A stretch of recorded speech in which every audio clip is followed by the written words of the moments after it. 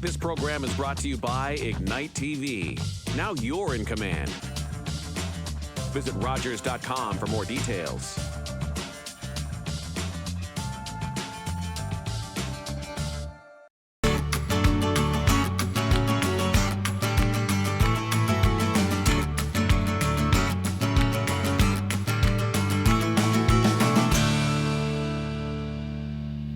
Welcome to Easy Eats. My name is Chef Yves Dechaine, and today we're in the Greener Villages Learning Kitchen with Brenda St. Germain from Bits and Bites. Welcome, Brenda. Thank you, Chef. Good to be here. So, Brenda, you are a food blogger, and you run Bits and Bites page on Facebook. Tell me a little bit about that, and tell me what you guys offer on Bits and Bites. All right. Well, it's just that. It's some bits and it's some bites. So far, it's a little bit of everything. But I'm just sharing my love of food, my love of teaching people about food, and I know you can relate. But I've just been trying a bunch of different things to see sort of what sticks and what I think people are resonating with. But basically, yeah, I'm trying to demystify the whole concept of feeding ourselves for people so that, we don't think it's rocket science. And we just break it down and feed ourselves without a lot of stress and trouble. Absolutely. I mean, it is. I mean, I say that movie Ratatouille put it right into example. Anyone can cook. It's not hard, and it's that whole idea that it's been put up onto a pedestal. We've been feeding ourselves forever. So why is it more difficult now, other than soaring prices and things like that? And I think you help out with that too, with your food blog and things like that. When I look at your page, you're always looking at trying to find and show people the best deal. Now, let's talk about that a little bit more. Absolutely. That is a big passion of mine as well. And that, I think, is because of how I grew up. In the country, not near any grocery stores. The closest one was 10 miles away. We couldn't just run there on a whim.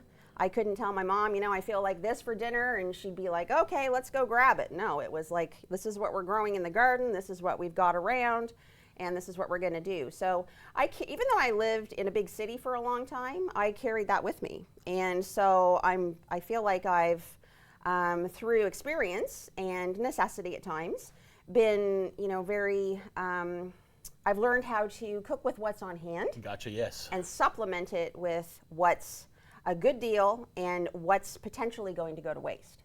Because I want to save money and I want to save food. Absolutely, and in this day and age, that's kind of where everyone kind of wheels. We always say that here at the Greener Village that a lot of people walk that tightrope, and with the influx of prices going up, yes, everyone's kind of falling off that rope, and it's not through any fault of their own, it's just the economy. Oh, so. Yeah. People like you that are offering tips and trades is great. So, so for the people at home and stuff like that, give me a little bit about your background. I come from a long line of home cooks. My mom was a self-taught cook. She got married and started a family very young, and essentially taught herself through trial and error how to cook. And a lot with what's on hand, what's available. Again, not enormous amounts of money to go spending on groceries. My parents grew a big vegetable garden. She preserved, but so I left rural New Brunswick where I grew up, moved to Toronto. I followed two big brothers up there, and decided I wanted to try that out. And it stuck, and I stayed there for 30 years. And the food bug stuck with me. I worked in communications and publishing for a long time, but it was actually Emerald Lagasse who, when I first moved out on my own, had my first television, my little bachelor pad.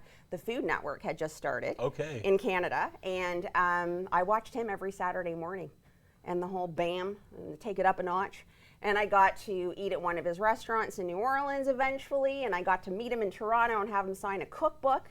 So I think that really lit the spark. And I was happy to have my own kitchen and not have to share a fridge with roommates anymore. Yes. I didn't have to do dishes if I didn't feel like it. I've come a long way in that area. So eventually I turned back to that. Went to chef school, Okay. not with the intention necessarily of becoming like a chef full time, in the sense maybe that you or somebody like you does it. Hats off to you. It's a really hard job, and I've been really impressed the last couple of days to see some of the restaurants around town giving their staff a break in the heat. Oh, absolutely. Yeah, Right? that would not have happened 20 years ago No. when I was full on cooking in kitchens. Paid yeah. your dues, and so I'm a bit of a wimp, I guess, in that way, and thought I would go into food writing and food editing and Cool. combine sort of my past and my passion, but teaching people about it and helping people feel more comfortable with it, and just helping people just overcome their fear and their intimidation of food is really where my heart is. Cool, and that's where Bits and Bites was born. That's where we're now. That's where we are now. Fantastic. I can't be in an office. I prefer being in a kitchen. Lovely. So today what we're going to do is we're going to kind of talk a little bit about that, saving money, eating fresh, and things like that. And gazpacho is what I thought of. Summer's here. We felt it over the last week or so. Ugh. It's sweltering, and we need something that's going to keep our kitchen cool, that's going to refresh us, and that's going to be healthy and recharge us. So gazpacho is a great tool to do that. Gazpacho, I've got to say, I've heard of it, but to be perfectly honest, I've never made it myself. What it is it's a cold soup. It's a cold soup that was invented in Italy, in the Tuscany area, and it was basically like the panzanella salad that we presented a few weeks ago. It was to use up or to really enjoy the bounty of the garden and to use different vegetables together.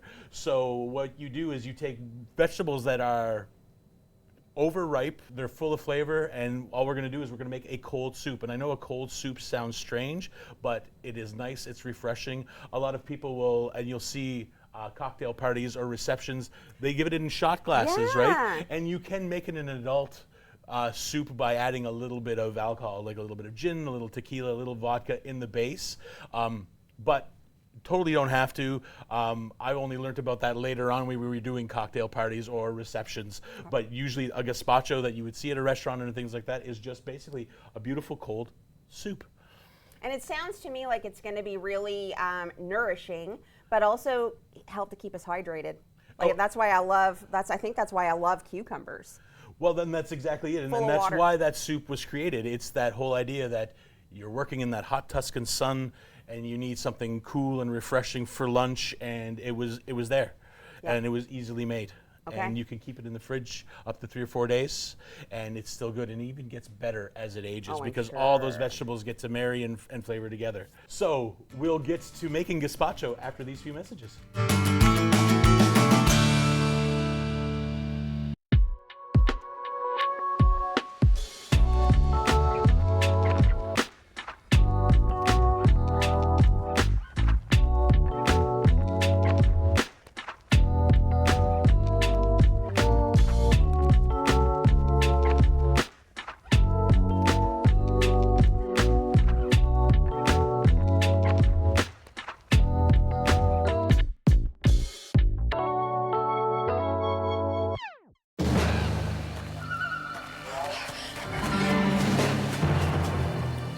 In June of 1813, Laura Secord overheard the secret plans of the American soldiers in occupation. If you raise your sword against Fitzgibbon, Upper Canada will be broken.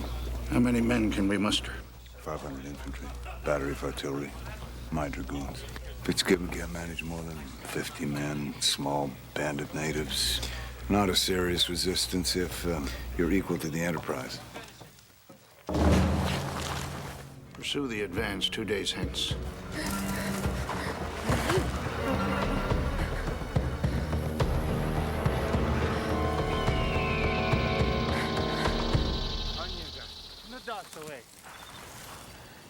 Take me to Fitzgibbon. Laura Secord delivered her message to the Canadian troops. The Kahnawake Mohawks forced the surrender of 500 Yankee soldiers, and the American invasion was stopped.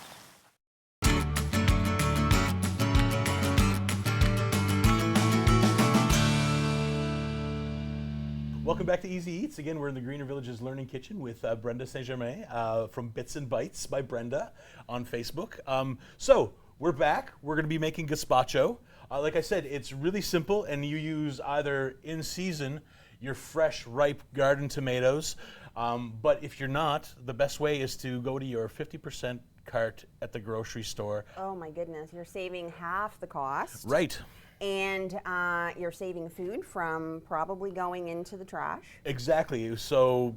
And it's at its peak. It is it's at its peak. And it's not its full flavor. Yeah, you're not gonna want to just eat the tomato in the usual way, but stuff like this, a pepper, a tomato, a cucumber, a little spot on it, a little squishiness, it's perfect for soup. So we'll get started. So the first thing we're going to do is we're going to, and this is a classic gazpacho. You can make a gazpacho with different vegetables, whatever you have in the garden, but a classic one usually is, I've got a red pepper right here. So we're just going to pop that in, just like that. We're going to use some red onion. We're not going to use the whole red onion. I use about half of the red onion. Okay. And all we're going to do is we're just going to give it a rough chop. And with these onions too, you can use a red onion, but if you have green onions or anything like that, use that. Just try to avoid the cooking onion. I was just going to ask you about that, Yeah. like a yellow onion or a white onion, a Spanish onion. How would that work? The Spanish onion would work well, the white onion as well, because they're a milder onion flavor. Those cooking onions, those yellow onions are really deep, and then you want a bright onion flavor. So chives, a white onion, a Vidaia onion, a sweeter onion. These red onions are really, really nice. Leeks? You could use leeks as well. It'll change the color of the soup, but Yep. who really cares? It's just it's the taste, really, right? Absolutely. Okay, so to that, we're going to add that, and then we're going to add some cucumber to that. Ugh. And I'm using this English cucumber because this is the one that was on the rack, but I usually, for these, I like going with the field cucumber. I find it's a lot juicier and it's a lot nicer. Okay. And we are going to peel it. I don't like the skin on this, so we're just going to peel our cucumber just like that. When you use a field cucumber, do you de-seed it? Absolutely. Okay. Because a field cucumber, unlike an English cucumber, and you'll see that in a minute, it's got those big fat seeds. Yes.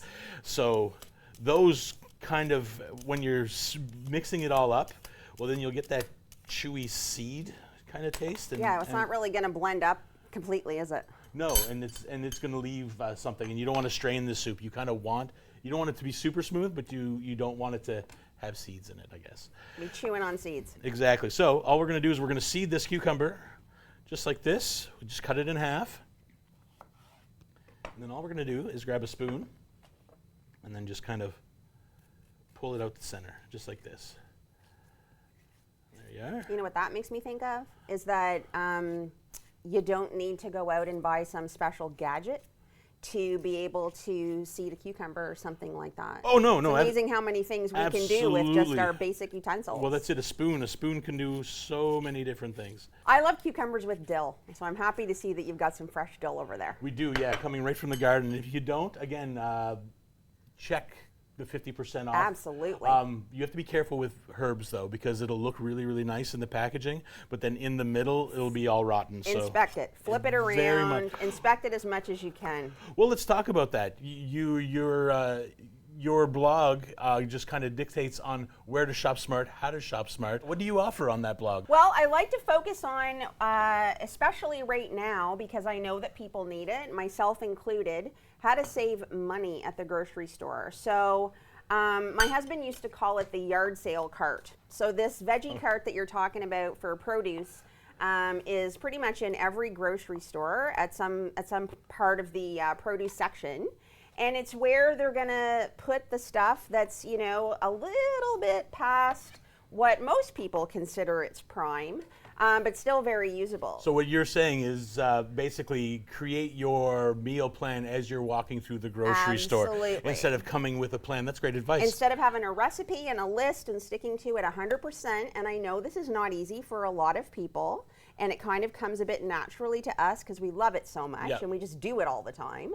But with some practice and a little bit of confidence, which is what I want to help you with, we can find what's fresh, what looks good, what looks like it needs to be used up right away, what's a really great sale that you can't pass up, and have the confidence to be able to grab it and know that you can go home and make something good with it. So we've got our peppers, we've got our onions, we've got our cucumbers, and then we'll go with the main body of the tomato is the tomatoes. So what we need to do, and I'll just grab this right here, is the same thing. Is we don't want any seeds in there. So what we're going to do is we're just going to hollow out.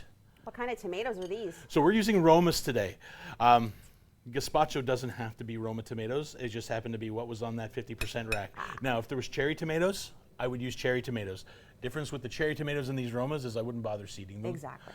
But yeah, and the only reason why we're seeding them, again, is because I don't want the seeds in there. But if you don't care, you don't have to seed them.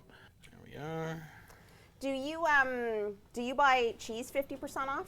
I do that a lot. I buy a lot 50% off. I will. That's basically my shopping routine is to go in and I have my list and I walk through. And like you, I'm not much of a meal planner.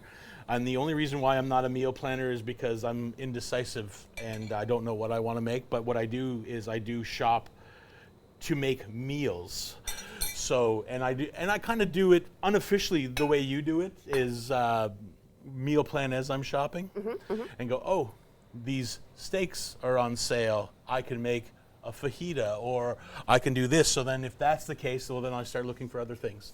Like, oh, I'm looking for peppers now, or I'm looking for flour on sale. I'm looking for, and then we go from there. Is that something that you offer? Like if someone reaches out to you, will you take them shopping?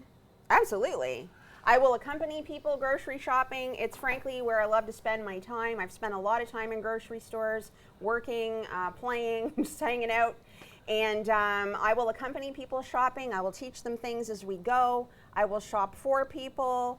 I want people to reach out to me and tell me what they need. We're at this point right now, and all we're going to do now is we're just going to put it, and we are going to just kind of blitz it down into it being nice and smooth. So once it's doing that, what I'm going to do is I'm going to add, because we're in New Brunswick, I'm using apple cider vinegar. Okay. You can use champagne vinegar, sherry vinegar, red wine vinegar. Avoid the balsamic vinegar or the white vinegar. You don't want something very aggressive.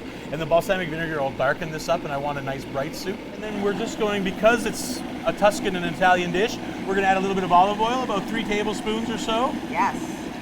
There we go, and that'll loosen that up, just like this. And then now we're going to season it. So seasoning's fairly simple. We're just going to use a little bit of salt. We've got some cumin. Ooh, one of my favorites. And then I'm going to add a little bit of heat to it. Even though it's supposed to be fresh and light, a little bit of spice also helps control your internal body temperature. Really? You put spice in stuff to keep yourself cool? I would think it would be the opposite. Well, no, I mean, it just kind of triggers a reaction, right? Have you ever noticed that like African food, Jamaican food, Thai food, those places that are in sweltering heats are super, super spicy. So what it does is it just kind of makes you sweat. I had a sister-in-law who was from Ecuador, and she could eat the spiciest food ever. So there you go. There you go. So there we go. So that's pretty much done, almost right there. So what I'm going to do now is I'm just going to check the consistency. So it's nice. Oh, it smells it's so almost where I want it to be. So we're just going to turn this back on. We're going to finish up this gazpacho and plate it just after these few messages.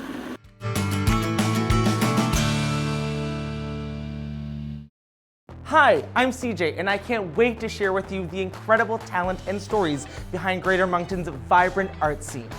Through fascinating conversations, demonstrations, and performances, we'll explore the past, present, and future of the arts in our community and beyond. Join me for Stages of Art, only on Rogers TV. Only on Rogers TV. Join me for Stages of Art, only on Rogers TV. Nailed it. This is a brain in urgent need of mental health care. But because 3 out of every 4 Indigenous people experience racism in healthcare, she may not get the help she needs.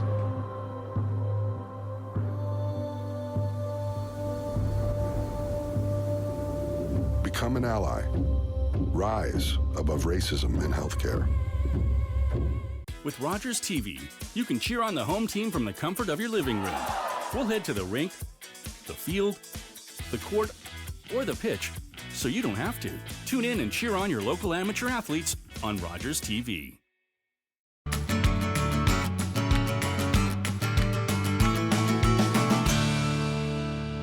Welcome back to Easy Eats, again in the Greener Villages kitchen with Brenda St. Germain from Bits and Bites by Brenda. We are almost done our soup. We've got it blended. It's nice and smooth right now. But what we want to do is we want to give it a smoother texture. How do we, it's nice, but it's a little chunky still, but we want to kind of smooth it out. And the best way to do that is to add a little bit of bread. So again, using waste product. I've got a hamburger bun solo with no burger to be found for it. So let's put it into here. What you want to do is use something that's not too crusty. So that's where you're looking for that soft white bread. So the white bread that we make here at the Greener Village works really, really well. Yep. Just make sure you don't use the crust. Okay. And then that kind of thing there. So what we're going to do is we're going to turn this back on. And then I'm just going to use half of it and just break it up into little bites. And you're going to notice the change. It's going to go from, you see that kind of chunky, and it's going to start to smooth right out, and it's going to add a nice texture to it. I didn't know this. Until I saw you do this before, I didn't know that gazpacho had bread in it. So it's kind of the flip from the panzanella salad, where the panzanella is a bread salad with some vegetables and a little bit of juice. It's the opposite. It's the flip. So I think, there we go. Do you toast the bread? No. Okay. No, you want it to be in its baked form, like not the toasted form, but just nice and soft. And it is a softer bread. So we're not looking to use ciabatta or anything like that. We're looking for a nice soft Italian loaf or that Wonder Bread that you get, like the sandwich bread. That's kind of what you're looking for. Okay. So and those kinds of things are often down in the Absolutely. bakery section. There's a yard sale cart there too. There we go. So that's all done now. And all we're going to do is we are going to add it to this pitcher. Pitcher because it fits better in the fridge. Okay. And I do recommend, and I'm just going to move this out of the way a little bit here. I do recommend that this should be chilled at least 3 or 4 hours before we serve it. That way it's nice and cold, and that'll be super nice and refreshing at the same time. Absolutely. All right, so that's almost done. So what we're going to do now is we're going to garnish this with some herbs from the garden as well. Okay. So any kind of fresh herb that you have sitting in the garden, you can use a cilantro, which is Ooh, a love-hate herb.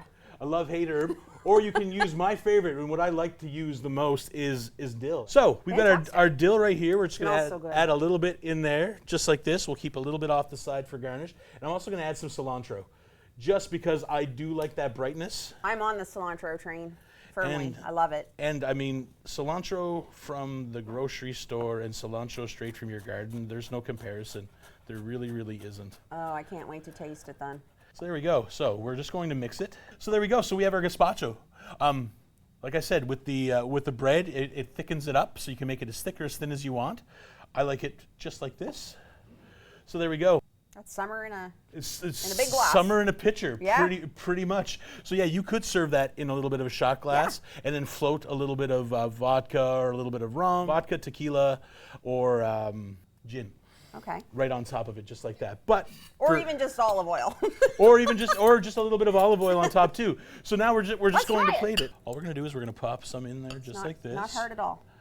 There we go. Now, when it comes to herbs, fresh herbs are best. You can use some dry, but I would always use a little bit more. Okay. And I would let it hydrate a little bit. So I wouldn't serve this right away. Yep. I would let it do the 6 hours in the fridge. That way those dry herbs will wake up, they'll rehydrate. Always remember to use half dry than you would fresh. Yes. Because they've intensified. Yep. So you want to make sure that it's not going to just taste like dill. You want to put a little bit of dill and stuff like that. So half the dried. Got that right like that. I'm going to put a crouton on top. So the crouton by Melba Toast. And we're just going to garnish it. Again, beautiful. Just like this. So with everything that went into it. So we've got our tomatoes, we've got our onions, just like this. So we got that right like that. Now I'm just going to delicately garnish with a how pretty frond like that. And there we go. That's our gazpacho right there. Fantastic. So Brenda, before we tuck into this, how do people find you? Where can we sign up to get lessons from you? Okay, all right. Right now, you can go to my Facebook page. Okay. It's at Facebook. It's called Bits and Bites, the word and. Bits and Bites by Brenda. Okay. Is the Facebook page. You can DM me there. You can direct message me. Or you can send me an email for now at bitsandbitesbybrenda@gmail.com. And I will get back to you and we'll take it from there. But I've got lots of great ideas for things that I want to start offering people. And I just want to hear from people about what they need and what they would like to have. Can we get a sneak peek of a couple of those new ideas? I want to help people at the grocery store. I already do it naturally. I love talking to people in the grocery store. And I will literally, and I hate, it's terrible, but if somebody's picking up the canned variety of something, I'll tell them, where they can get the fresh and how much better it may taste, and that it's not necessarily more expensive. So I just like teaching people as I go and having fun and goofing off. And so a tour with me can be educational as well as entertaining. Cool. So we can look forward to field trips to the grocery store by Brenda. I'm thinking. Awesome. Perfect. I'm thinking. All right, so let's tuck into this. It's still very young, so we won't get that full flavor. Yeah. But again, leave it in the fridge for a few hours. Okay. Or even overnight, and then you'll have a beautiful soup. So let's tuck in and tell me what you think.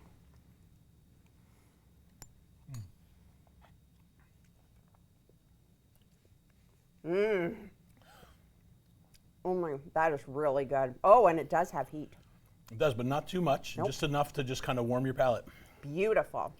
Well, thank you so much for being on, Brenda, telling us a little bit about what you do. You are a newer blogger, I guess, here in Fredericton.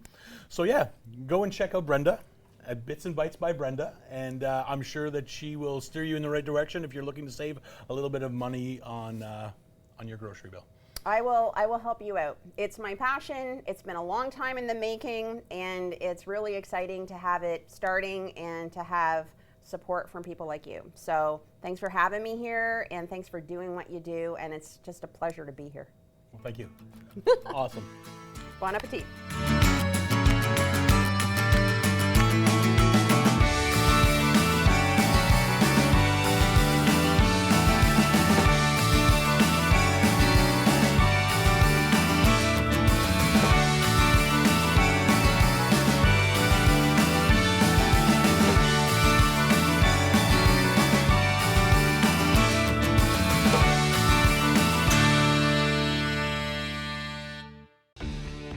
Connect with us by visiting our website or email us at comments@rogerstv.com. My Uncle Cheney was one of over 150,000 Indigenous children that were taken to residential schools between the 1800s and 1996. My uncle ran away from school wanting to get home to his mom and dad, and sadly he didn't make it and died of exposure.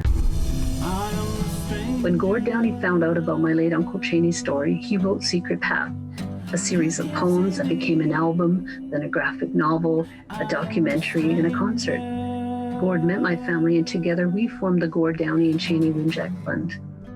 Together we are sharing Secret Path and other reconciliation resources with legacy schools, setting up legacy spaces across Canada, and hosting events like Secret Path Week to inspire all Canadians to engage in reconciliation. Before he left us, Gord asked us all to do something. You're gonna figure it out. Will you join us? Together we can make Canada a better place.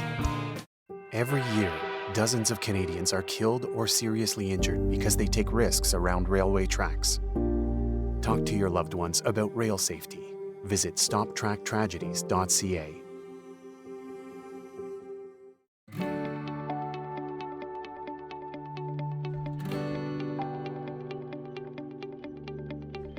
This is Rogers TV,